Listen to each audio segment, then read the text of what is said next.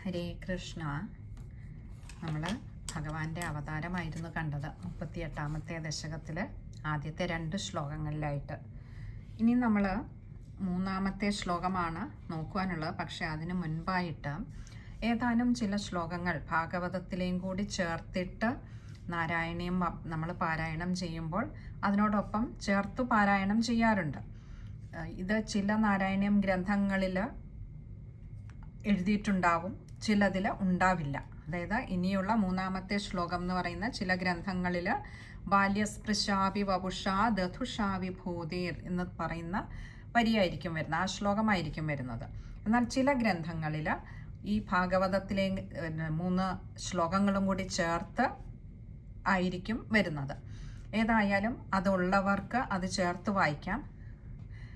ഇനി അത് ഗ്രന്ഥങ്ങളിൽ ഇല്ലാത്തവരാണെങ്കിൽ ഈ ശ്ലോകങ്ങൾ നമ്മൾ ഡിസ്ക്രിപ്ഷൻ ബോക്സിൽ കൊടുക്കാം.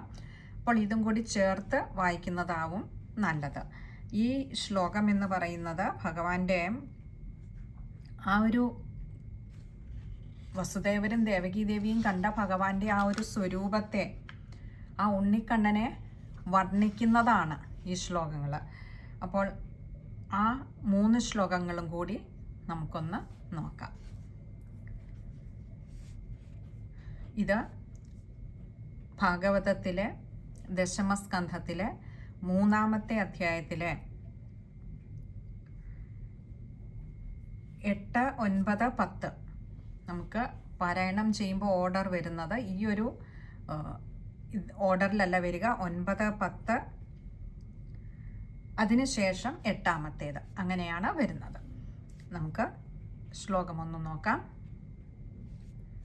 തമദ്ഭുതം ബാലകമംബുജേക്ഷണം ചതുർഭുജം ശംഖഗദായുധായുധം ശ്രീവത്സലക്ഷ്മം ഗളശോഭികൗസ്തുഭം പീതാംബരം സാന്ദ്രപയോദസൗഭഗം.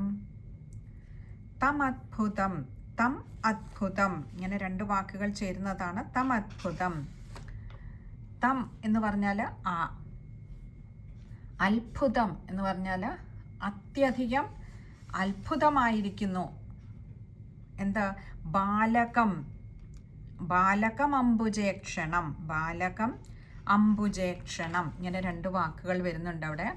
ബാലകം എന്ന് പറഞ്ഞാൽ ഈ ബാലകനെ അല്ലെങ്കിൽ ഈ ഉണ്ണിയെ കണ്ടിട്ട് എന്താ അവർക്ക് തോന്നിയത്? ആ ദേവകീദേവിക്കും വസുദേവർക്കും തോന്നിയത് തം അദ്ഭുതം ബാലകം, ഈ ബാലകൻ, ഈ ഉണ്ണി അത്യത്ഭുതകരമായിരിക്കുന്നല്ലോ, എന്തൊരു സവിശേഷതയാണ്, എന്തൊരു പ്രത്യേകതയാണ്. സാധാരണ ഒരു ഉണ്ണിയെ പോലെ അല്ലല്ലോ, ഇതൊരു അത്ഭുത ശിശു തന്നെയാണ്. എന്നിട്ട് പറയുകയാണ് അംബുജേക്ഷണം, അതായത് താമരപ്പൂക്കൾ പോലെ ഇരിക്കുന്ന കണ്ണുകളാണല്ലോ അംബുജ ഈക്ഷണം. അംബുജം എന്നാൽ താമര, താമരപ്പൂ പോലെയുള്ള അതിൻ്റെ ഇതളുകൾ പോലെ മനോഹരങ്ങളായിട്ടുള്ള നീണ്ട കണ്ണുകളാണല്ലോ. ചതുർഭുജം, കഴിഞ്ഞില്ല ആ ഉണ്ണിയുടെ പ്രത്യേകത, ചതുർഭുജം, 4 കൈകളുണ്ടല്ലോ ഈ ഉണ്ണിക്ക്. ആ കൈകളിലാകട്ടെ ശംഖഗദായുധായുധം, ശംഖം, ഗദ, അരി എന്നാൽ ചക്രം തുടങ്ങിയ ആയുധങ്ങളൊക്കെ കൈകളിൽ 4 കൈകളിലും ഏന്തിയിരിക്കുന്നു. താമരയുണ്ട്, ശംഖമുണ്ട്, സുദർശന ചക്രമുണ്ട്, ഗദയുണ്ട്. അങ്ങനെ ഈ 4 കൈകളിലും 4 തരത്തിലുള്ള ആയുധങ്ങൾ ഏന്തിയതായിട്ടുള്ള ആയുധങ്ങൾ 3 എണ്ണമാണ് പറഞ്ഞത്. ശംഖം, ഗദ, ചക്രം. 4ാമത്തെ കയ്യിൽ പത്മമാണുള്ളത്. അപ്പോൾ ഇങ്ങനെ ആയുധങ്ങൾ ഏന്തിയ 3 കൈകളോട് കൂടിയ ഒരു ഉണ്ണിക്ക് 4 കൈകളുണ്ട്. 3 കൈകളിലും ആയുധങ്ങളാണല്ലോ ഏന്തിയിരിക്കുന്നത്. പിന്നെയോ ശ്രീവത്സലക്ഷ്മം, ശ്രീവത്സമാകുന്ന അടയാളത്തോടു കൂടിയ ഗളശോഭി കൗസ്തുഭം, ഗളം എന്നാൽ കണ്ഠഭാഗം, അവിടമാകട്ടെ ഗളം എങ്ങനെയാണ്? ശോഭി കൗസ്തുഭം, ശോഭിക്കുന്നു ആ ഗളം. എങ്ങനെ? കൗസ്തുഭം, കൗസ്തുഭം എന്ന രത്നത്തോടു കൂടിയത് ശോഭിക്കുന്നു ഭഗവാന്റെ ഗളം. പിന്നെയോ പീതാംബരം, ഉണ്ണി എന്താ ചുറ്റിയിരിക്കുന്നത്? ഉണ്ണി ജനിച്ചു വീണപ്പോഴേ മഞ്ഞപ്പട്ടുടയാടയുമായിട്ടാണ് ഉണ്ണി വന്നിരിക്കുന്നത്. പീതാംബരം, മഞ്ഞപ്പട്ടോട് കൂടിയിട്ടുള്ള ആ രൂപം. പിന്നെയോ സാന്ദ്രപയോധ സൗഭഗം, വളരെ സാന്ദ്രമായിട്ടുള്ള സ്നിഗ്ധമായിട്ടുള്ള പയോധ സൗഭഗം, മേഘം പോലെ സുന്ദരമായിട്ടുള്ള. അപ്പോൾ ആ മേഘത്തിൻ്റെ കൂട്ട് ഒരല്പം കറുത്ത നിറം, ഒരു ഇരുണ്ട നിറത്തോട് കൂടിയ ഈ ഉണ്ണി. പക്ഷെ ആ ഇരുണ്ട നിറത്തിനൊരു പ്രത്യേക ഭംഗി. അതായത് വസുദേവരും ദേവകീദേവിയും കാണുമ്പോൾ ഈ ഉണ്ണിക്ക് മറ്റെങ്ങും ഇതുവരെ കാണാൻ കഴിയാത്തതായിട്ടുള്ള ഒരു പ്രത്യേക ഭംഗി, ഒരു ആകർഷണീയത. അവരെ വല്ലാതെ അത്ഭുത സ്തബ്ധരാക്കിയിരിക്കുന്നു ഈ ഉണ്ണിയുടെ രൂപം. അതുകൊണ്ട് അവർ കണ്ട ആ ഉണ്ണിയെ ഇവിടെ വ്യാസഭഗവാൻ തൻ്റെ കണ്ണുകളിലൂടെ നമ്മളെ കാണിച്ചു തരികയാണ്. ആ ഉണ്ണിയെ എങ്ങനെയാണ് കണ്ടത്, എന്തുകൊണ്ടാണ് അത്ഭുത ബാലകനായിട്ട് തോന്നിയത് എന്ന് പറയുകയാണ്.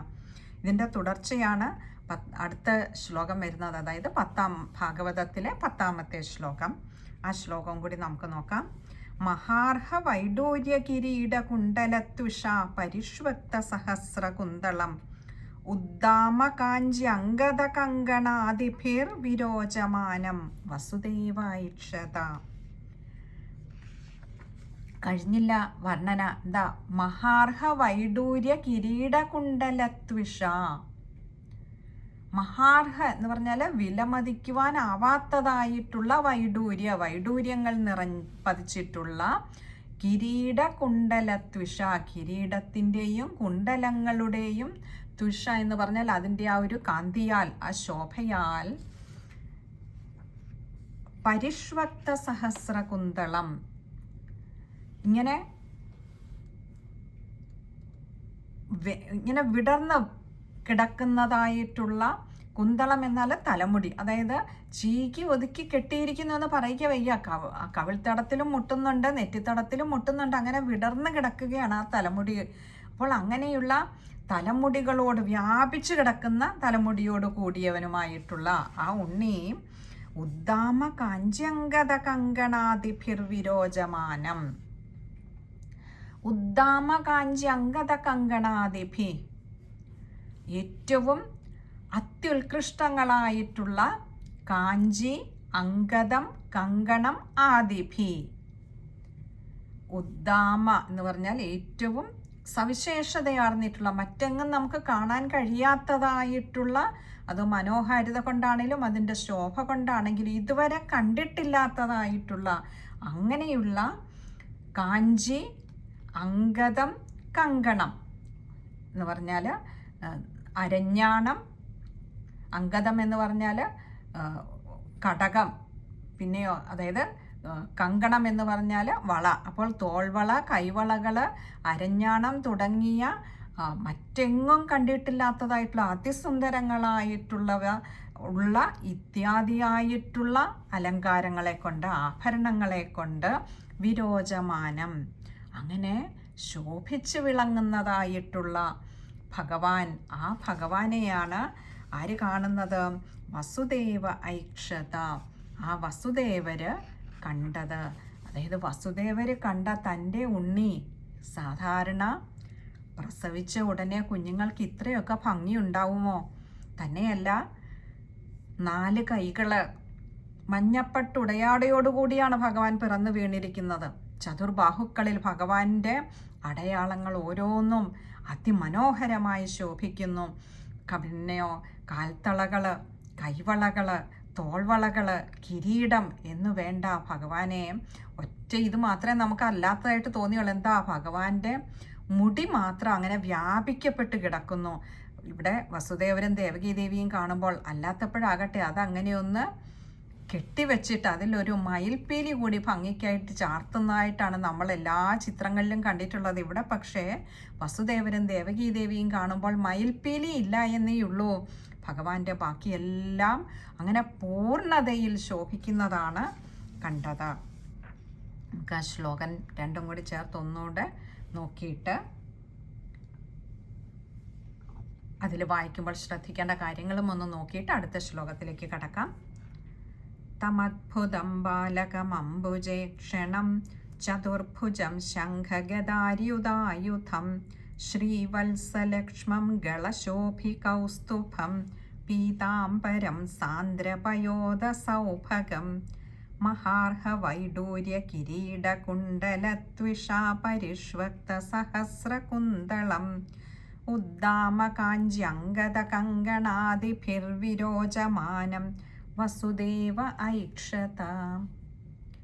2 ശ്ലോകങ്ങൾ വായിക്കുമ്പോൾ ശ്രദ്ധിക്കേണ്ട കാര്യങ്ങൾ: തം അത്ഭുതം, തം അത്ഭുതമാണ്, മായയുടെ ആകാരം ശ്രദ്ധിക്കുക. അതുപോലെ ബാലകം അംബുജേക്ഷണമാണ്, അതുകൊണ്ട് തന്നെ ബാലകം അംബുജേക്ഷണം, മായയുടെ ആകാരം ശ്രദ്ധിക്കുക. പിന്നെ അടുത്തത് ശംഖഗദാര്യുതായുധം, ശംഖം ഗദ അരി, ഇങ്ങനെയാണ് വാക്കുകൾ പദം പിരിക്കേണ്ട, വായിക്കുമ്പോൾ അത് ശ്രദ്ധിച്ചു വായിക്കുക.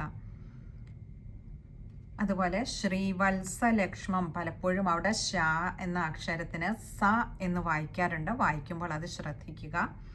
ശ്രീവത്സ കൗസ്തുഭം, ശ്രീവത്സലക്ഷ്മമാണ്, അത് ശ്രദ്ധിക്കുക.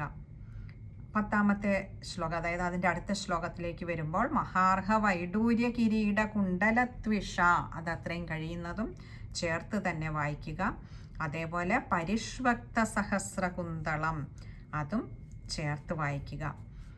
അടുത്ത വരിയിലും ഉദ്ദാമകാഞ്ചി അംഗദ കങ്കണാദിഭിർവിരോചമാനം, അവിടെയും അതും ചേർത്ത് വായിക്കാൻ ശ്രമിക്കുക.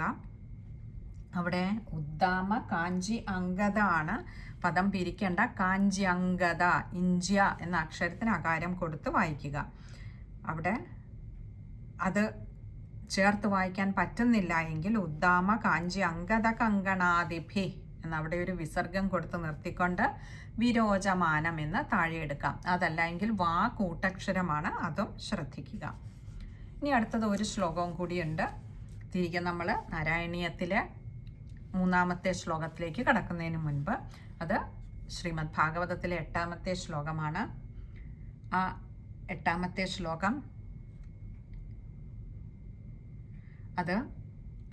അതിൻ്റെ അവസാനത്തെ 2 വരികൾ മാത്രമേ ഉള്ളൂ. ദേവക്യാം ദേവരൂപിണ്യാം വിഷ്ണു സർവഗുഹാശയ ആവിരാസീത് യഥാ പ്രാച്യാം ദിശീന്ദുരിവ പുഷ്കല. ആ 2 വരികൾ മാത്രമേ നമുക്ക് ഇതിനോടൊപ്പം ചേർക്കേണ്ടതുള്ളൂ. അതിൻ്റെ അർത്ഥം നോക്കാം. ദേവക്യാം, ദേവകീ ദേവിയിൽ, ദേവരൂപിണ്യാം, ദേവരൂപിണിയായിരിക്കുന്ന ദേവകീ ദേവിയിൽ. ഇവിടെ നോക്കൂ, ഭഗവാന്റെ അമ്മയാകുവാനുള്ള ഭാഗ്യം സിദ്ധിച്ച ദേവകീ ദേവിയെ വ്യാസഭഗവാൻ പറയുകയാണ് ദേവരൂപിണിയാണ്. ദേവരൂപിണി എന്ന് പറഞ്ഞാൽ ദേവിയാണ്, മാറ്റമൊന്നുമില്ല. അത്രമാത്രം മഹത്തായ ഒരു വിശേഷണമാണ് ഇവിടെ വ്യാസഭഗവാൻ പറഞ്ഞിരിക്കുന്നത്. വിഷ്ണു സർവഗുഹാശയ ആവിരാസീത് യഥാ പ്രാച്യാം, അതിന് മുൻപ് വിഷ്ണു സർവഗുഹാശയ, വിഷ്ണു എന്ന് പറഞ്ഞാൽ എല്ലായിടവും വ്യാപിച്ചു നിൽക്കുന്നതായിട്ടുള്ള സർവഗുഹാശയ, എല്ലാ പ്രാണികളുടെയും, ഗുഹാശയ എന്ന് പറഞ്ഞാൽ അവയ്ക്കുള്ളിൽ അന്തർസ്ഥിതനായിരിക്കുന്ന, എല്ലാ പ്രാണികൾക്കും ചൈതന്യമായി വർത്തിക്കുന്ന, എന്നാൽ സർവവ്യാപിയായിട്ടുമായിരിക്കുന്ന ആ ഭഗവാൻ ആവിരാസീത്, ഭഗവാനെ അവിടുന്ന് ആവിർഭവിച്ചുവല്ലോ. എപ്രകാരം എന്ന് ചോദിച്ചാൽ യഥാ പ്രാച്യാം, യഥാ എപ്രകാരമാണെന്ന് വെച്ചാൽ പ്രാച്യാം, പ്രാചീന ദിക്ക് എന്ന് പറഞ്ഞാൽ കിഴക്ക് ദിക്കിൽ, യഥാ എന്ന പോലെ, എന്ത് കിഴക്ക് ദിക്കിൽ, എന്ത് ദിശീന്ദുരിവ പുഷ്കലഹ, ദിശീന്ദുരിവ, ഇവിടെ ദിശി ഇന്ദുഹു ഇവ, ഇങ്ങനെ 3 വാക്കുകൾ അവിടെ വരുന്നുണ്ട്. ദിശി എന്ന് പറഞ്ഞാൽ ദിക്ക് എന്നുള്ള അർത്ഥം, പ്രാച്യാം ദിശി എന്ന് പറഞ്ഞാൽ കിഴക്ക് ദിക്കിൽ, ഇന്ദു ഇവ, ഇന്ദു എന്ന് പറഞ്ഞാൽ ചന്ദ്രൻ, ഇവ എന്ന് പറഞ്ഞാൽ എന്ന പോലെ. അപ്പോൾ എപ്രകാരമാണോ കിഴക്ക് ദിക്കിൽ ഒരു ചന്ദ്രൻ ഉദിച്ചുയർന്നത്, അതേപോലെ ഭഗവാനെ, പുഷ്കല എന്ന് പറഞ്ഞാൽ പരിപൂർണനായിരിക്കുന്ന ഭഗവാനെ അവിടുന്ന് അവതരിച്ചുവല്ലോ. അവിടുന്ന് ആ ദേവകീദേവിയുടെ പുത്രനായിട്ട് അവതരിക്കുമ്പോഴും ഭഗവാനെ അവിടുന്ന് ആ ദേവകീദേവിയുടെ ഉൾപ്പെടെ സർവപ്രാണികളുടെയും ഉള്ളിൽ ഭഗവാനെ അവിടുന്ന് എന്ന ഒരു ശക്തി ഉള്ളത് കൊണ്ടാണ് എല്ലാ പ്രാണങ്ങളുടെയും നിലനിൽപ്പ് സാധ്യമാകുന്നത്. അവിടുന്നിലാണ് എല്ലാ പ്രാണികളും നിലനിൽക്കുന്നത്. അവിടുന്നുള്ളത് കൊണ്ടാണ് നിലനിൽക്കുന്നത്. ഈ ദേവകീദേവിയിൽ പോലും അവിടുത്തെ ആ ഒരു ചൈതന്യമുള്ളത് കൊണ്ടാണ് നിലനിൽപ്പ് സാധ്യമാകുന്നത്. എന്നിട്ടും സർവചരാചരങ്ങളുടെയും ഉള്ളിൽ വിലസുന്ന, സർവചരാചരങ്ങൾക്കും അടിസ്ഥാനമായി വർത്തിക്കുന്ന, അസ്തിത്വമായി വർത്തിക്കുന്ന സർവവ്യാപിയായിട്ടുള്ള ഭഗവാനെ അവിടുന്ന് അവിടുത്തെ കൃപ എന്നോണം, അവിടുത്തെ കാരുണ്യമെന്നോണം ദേവകീദേവിയിൽ അവിടുന്ന് അവതരിച്ചുവല്ലോ. കിഴക്ക് ദിക്കിൽ ഒരു ചന്ദ്രൻ ഉദിച്ചാൽ എന്ന പോലെ, ചന്ദ്രൻ എന്ന് പറയുമ്പോൾ നമുക്കറിയാം ശീതളിമയുടെ അടയാളമാണ്. ഭഗവാന്റെ സാമീപ്യം, സാന്നിധ്യം, അവതാരം എന്നൊക്കെ പറയുന്നത് അത്ര കാലവും തപിച്ചുകൊണ്ടിരുന്ന ഭൂമിദേവിക്ക് കിട്ടിയ ഒരു കുളിർമഴയായിരുന്നു. ഭൂമിദേവിയുടെയും മറ്റ് ദേവന്മാരുടെയും അപേക്ഷ പ്രകാരം ഭഗവാനെ കിഴക്ക് ദിക്ക് എന്ന് പറയുന്നത് മംഗളത്തെ കാണിക്കുന്നതിന് വേണ്ടിയിട്ടാണ്.